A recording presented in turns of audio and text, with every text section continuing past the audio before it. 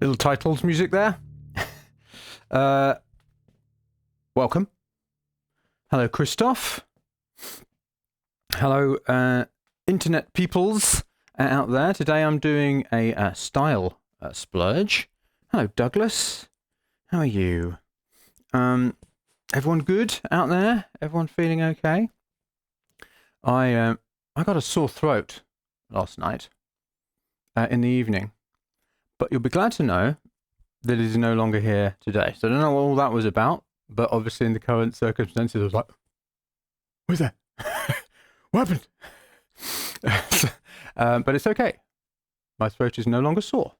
So maybe it was just in my mind. Anyway, so the really good news is my Stream Deck arrived. So it's even easier for me to do that. And that. And that. So we've got Vince Cam. We've got Bob Cam. And we still haven't got a name for this guy over here. At the moment he's still called FaceTime Cam. But anyway. So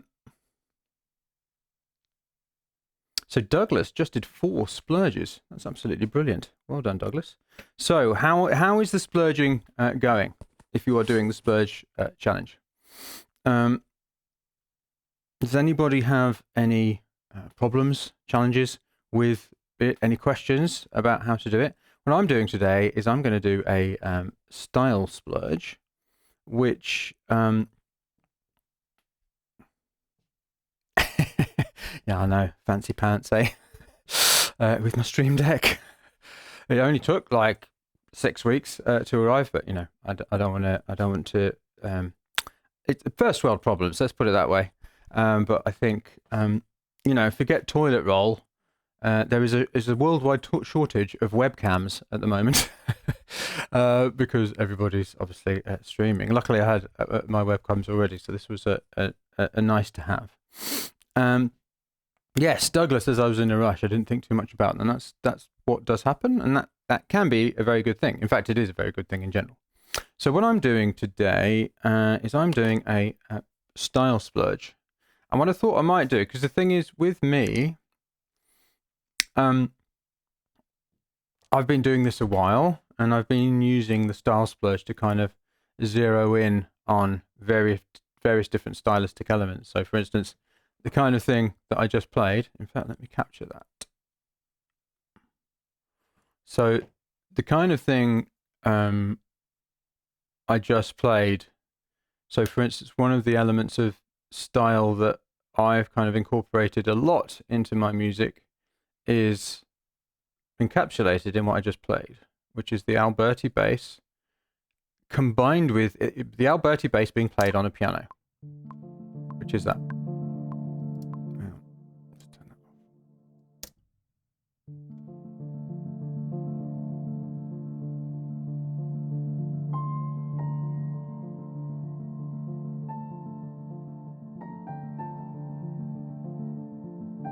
Oh, why is my chat not showing messages on here? Oh, it should be. There we go. So you hear that Alberti bass in the left hand on a piano. Yeah. So Alberti bass, for those who don't know what it is, it's so this is a triad. Lowest note of the triad. Yeah, so that's a D minor chord. Yeah. Lowest note of the triad, highest note of the triad, middle note of the triad, highest note of the triad. It's used, Mozart uses it all the time, and loads of classical composers. And in one Style Splurge, I thought, well, I'm just going to do that, and it's actually kind of stuck. I do a lot of that in my stuff. So as a stylistic element, it's something that when they hear it, they go, "Oh, that sounds a bit like Mike Monday." Although obviously it's not me who came up with the Alberti bass in the context of everything else that I am doing. So, for instance, another stylistic element that I use all the time is Vangelis-like pads.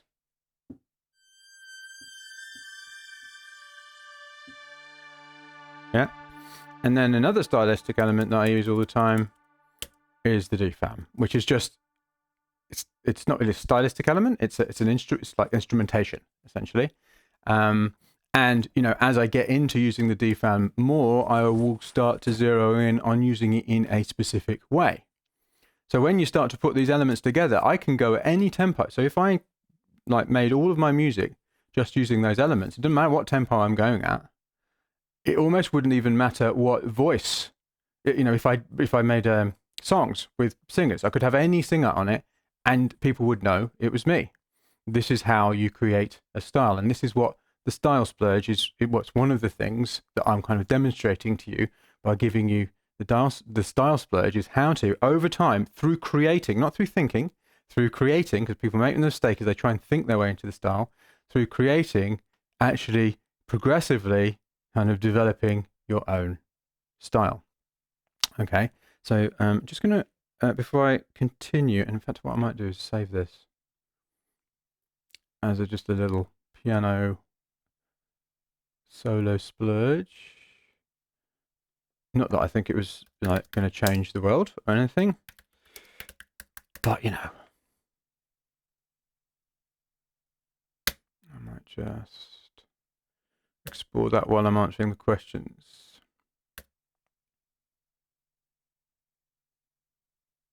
Actually, I've got Sonarworks set up properly. Yep. You might notice I don't have headphones in anymore. I'm actually listening through the speakers because I did a test, and I don't think it's too much of a problem. One of the things I noticed was that I was starting to make myself deaf because of the level changes. So I needed to find a way of doing these live streams through speakers so I didn't deafen myself. That's D. Is it D? Yeah, D minor. Unspecified tempo. Okay. Let's go to Studio Cam and answer some questions. Douglas, you're in. Brilliant. I'll send you an email back with the details of how to sign up for the Leap. Seven Nation. Hi, Mike. Do you have any clients who incorporate scoring during the automatic music machine process? It's something I'm thinking about doing. Yes. In the last class of the Leap, there was a very, very successful, and I won't say who it is because he hasn't given me permission to do that, but a very successful actual composer. He's composed some big Broadway music. I don't know with some, but definitely a big Broadway musical that I've seen on the side of a bus So, a lot, and I'd heard of it. And he writes a lot of music for TV and film, and he actually writes on paper. Not all of it, but he does that. He also does electronic stuff as well. So he scores music as well. So yes, absolutely. I mean, there is obviously an slight adaptation that needs to be made, but it is completely possible to be made. And really, the automatic music machine, what it is it's a model of the creative process itself. It sort of sits on top of any stylistic or genre concerns, if you like. And in learning it, you're actually getting a creativity training as well as getting a system that you can use to move stuff through it. so make a lot more music. I mean, with this particular guy, his challenge was obviously so if he's writing music for actual instruments, then his compositional process was partly about taking it to musicians and then adapting it so it's kind of a back and forth, which required some adaptation. But if you were just doing it alone and scoring your music, it would be basically the same process. The only thing that you might want to consider is when you do score it, having an ability to listen back, unless, like the guy I'm talking about, you can just read music and hear it in your head, which was which is what he could do. So, because one of the kind of overarching principles of the automatic music machine is that we do the thing, then we step away from the thing, and then it's like in a different context at a different time, we listen to the thing, or in his case, just look at the thing and listen to it in his head. So that's the only part that might be a little wrinkle.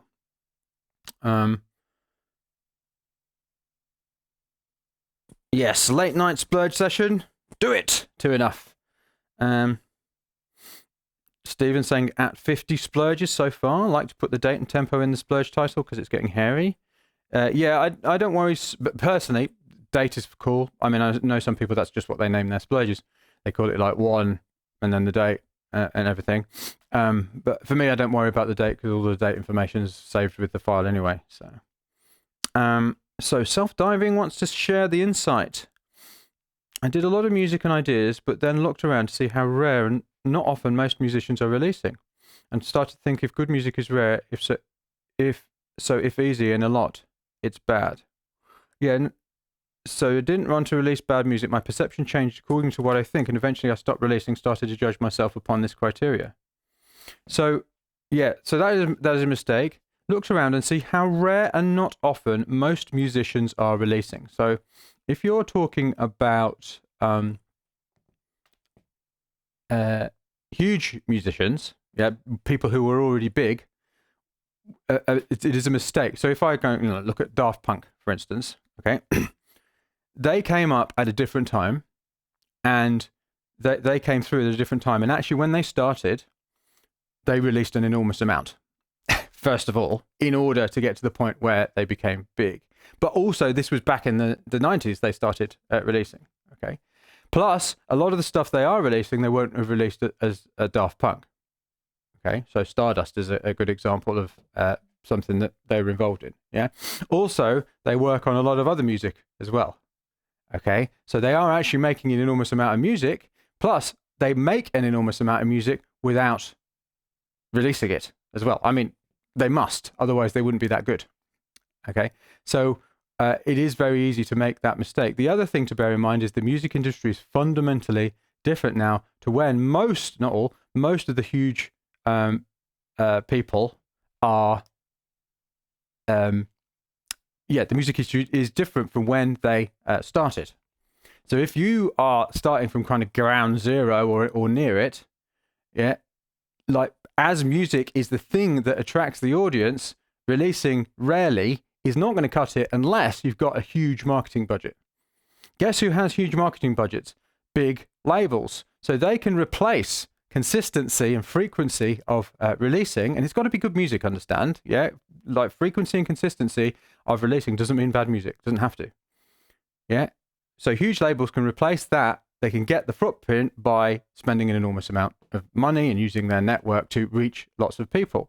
And the model of big, people, musicians who are really big is like each release kind of has to get the most juice. Yeah, because they can't release, very frequently, and it often does get the most juice because they've already got big audiences. So, like looking around at what other musicians who you aspire to do and see how often they release is, I would say, a very, very it's an ineffective way of thinking what you want to be doing.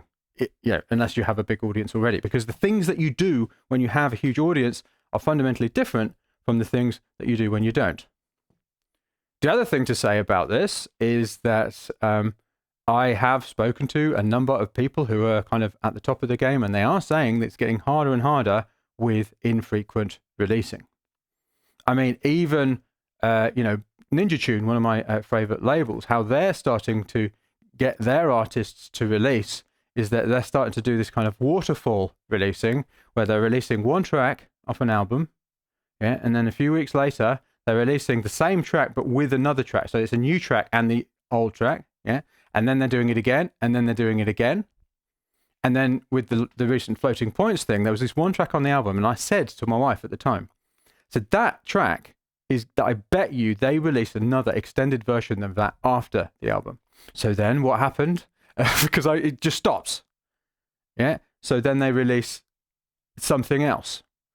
Afterwards. So I would seriously question the assumptions that you've made there around it. So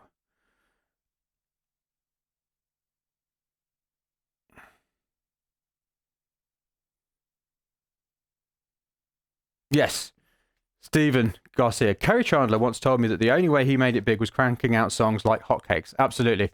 Green Velvet, another example of somebody who has done the same thing. It's like I just think it's really important to separate what you see big musicians doing after they are already big from what you need to do if you are not yet big. And also recognizing that we are now in a different music industry, like really massively different music industry now that this terrible, pandemic situation has basically decimated the live music industry. Okay, I mean, what this pandemic is a leveler in many different ways. Everybody is scrabbling to wonder on how on earth they're going to move forward. So in some ways, yes, you don't have the big audience online, but a lot of big artists, without live touring, they don't really know what to do with those audiences. I mean, this isn't saying anything bad about them. They've been like really, really busy touring all of the time, but they don't really know what to do. And that is, unfortunately, in some senses, an opportunity for people who, and because we're all kind of at the same level. I mean, you've seen me figuring out live streaming as I've been doing this as well. That's exactly the same as, huge artists as well. So, hello, Guri. That's okay. I don't feel that you're late, right? Dazed and confused. Do you have an example or a few where a musician band is using discovery process more than design? I would say probably all of them. Okay, I've got. So the first thing to say is that discovery doesn't replace design. In fact, design. Okay, so let's make a distinction here. Design, small d. What I'm calling design, small d. So designing sound design is what I would call sound design, small d. Yeah. How you bet the most optimal way to do sound design would be to use discovery and design, the back and forth of discovery and design. Okay, so design isn't the design mindset is a way of interacting with the process, and how you design things, is by using discovery and design. And the problem has been, and what I'm pointing to, is that people get locked into design, big D, the design mindset, which is like thinking their way into music rather than doing both. So let me explain what I mean. You have an idea. Oh, I know what I want to do. Okay. Now, what I would call that is a design idea. Yeah. You have a design in your head. So you go to your equipment and you start moving towards that. In the process of moving towards that, you keep your ears open because you're in discovery now. You keep your ears open. Now you're moving in the direction of your design idea. Yeah. And yes, sometimes you do reach that design idea. Like, oh, okay, I've done it. Yeah. But if you are using the discovery process, in the course of doing that, you hear something else, which wasn't your design idea, but because you're in discovery, you're like, I'm going to go in that direction. So you've just maybe slightly changed course, maybe massively changed course. Yeah. And when you've found this new thing, that often gives you another design idea. So then you're in a slightly different direction. So then you move forward in the direction of this design idea, but with your ears open, listening to what's coming out of the speakers. And then often something that you weren't expecting will come up, and then you go with that. Yeah. And that gives you another idea. So now you're in design again. Okay. Because what people do, what people tend to do is they obsess about this design idea in their head. And the problem with that is that you do not listen to what's coming out of the speakers. So you're missing loads of opportunities. So actually what discovery is an interplay of the design mindset and the discovery mindset. It's like a dance between the two. And it is a mistake to it is a good exercise, for instance, when you're learning about how to use a synth, to actually, as a training exercise, to actually say, okay, I'm going to try and make this sound. Yeah. But that's in order to learn what, cutoff and resonance and things like that do. When you're actually creating rather than learning, something to do with sound design, it wants to be much freer than this. Where I was really surprised when I read a book about Apple's design process. I think if there's a company in the world that kind of stands for design, yeah, the process of design, it's Apple. And I actually read it in order to be challenged about my ideas around discovery versus design, because I wanted to see where I was wrong, where my blind spots were. It's called creative selection. Selection being the operative word here, yeah? Selecting from what? Selecting from a load of discovery, right? So creative selection is by Ken Kosienda. It's inside the design process of Apple or something. And Ken Kosienda, he was the guy that was, I think he led the team or something for the keyboard on the iPhone, which was a big, design challenge. And what I was amazed to find was that in that book, they actually described exactly the same thing, this dance between discovery and design. Okay. So specifically answering your question, Dazed and Confused, look on YouTube, not now, after this live stream is finished, for a video, Claude Von Stroke, vocal cords. Okay. And he describes the making of one of his tracks from his second album, I think it was. And right there, you've got discovery going on and design together. And the reason I kind of point out discovery, just to reiterate this, is that people get caught in design and do not use discovery. They just obsess about the sound in their head. And the problem is with that, you don't hear what's coming out the speakers. The other problem with it is that you start convincing yourself that you have got the sound because you're so obsessed with the sound in your head. Yeah, you start to convince yourself that it is coming out of the speakers. It's one of the things that reliably creates the situation where you really love something, late at night or something, and then you come back to it and it sounds absolutely terrible. It's because you've convinced yourself that what's in your head is coming out of the speakers. The mind is an incredibly powerful thing. Okay, so if you just release, you are going in the direction of your design idea. Design comes into it. Yeah, it has to, because you think, you have thoughts, yeah? But you're being freer with it, more flexible with those ideas. Where did I get this shirt? I don't know, you'll have to ask my wife. On the internet, I believe. Simon, I've been practicing splurging and finding it's really helped. What I'm finding compared with how I used to work, I'm out of my comfort zone because I'm not used to saving multiple ideas.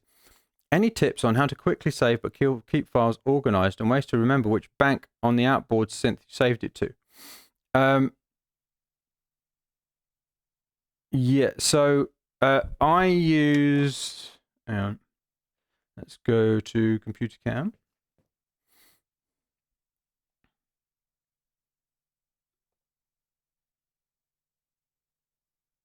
What's it going to open up? I never know which board it's going to open up because I use Trello. This is the software I use. It's called Trello. Come on.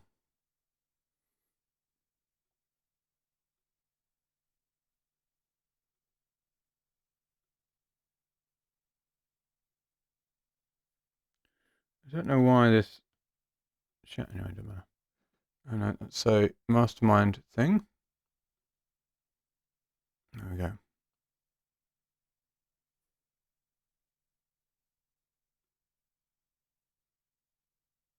There we go. Come on. Okay. So this is what I use. Oh, hang on. It seems to be taking a very long time. Oh, I know what I've done. Actually, I've shut this down. Fool.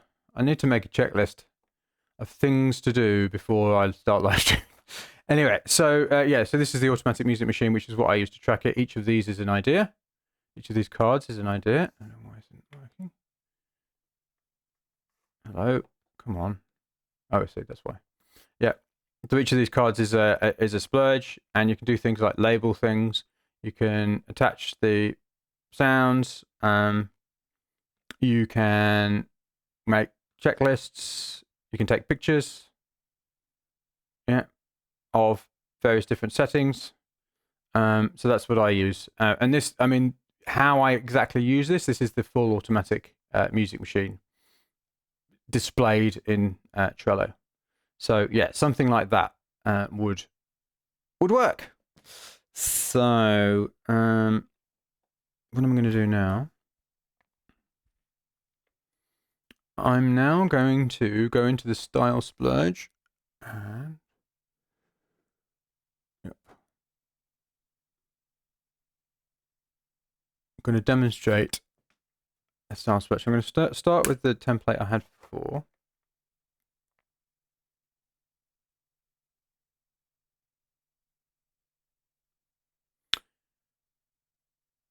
Okay. And what I'm going to do, I'm not actually going to play anything off Spotify.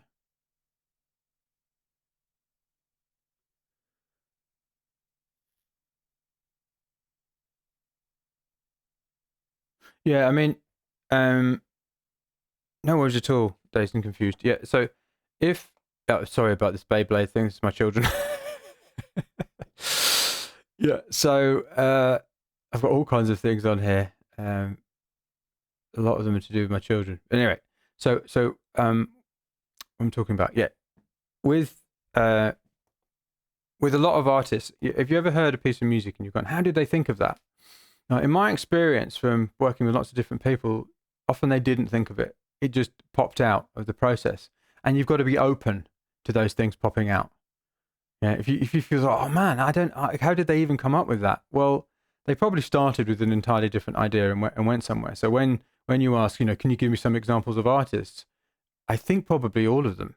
I mean, I can't verify that because I've not worked with every artist, but I'll tell you what, listen to the Song Exploder podcast where there's hundreds and hundreds of interviews with lots and lots of different artists about their creative processes, and you will hear the discovery process over and over again in action.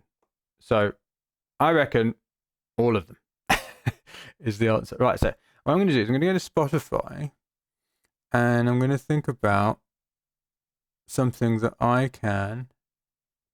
Oh yeah, here somewhere I've got some.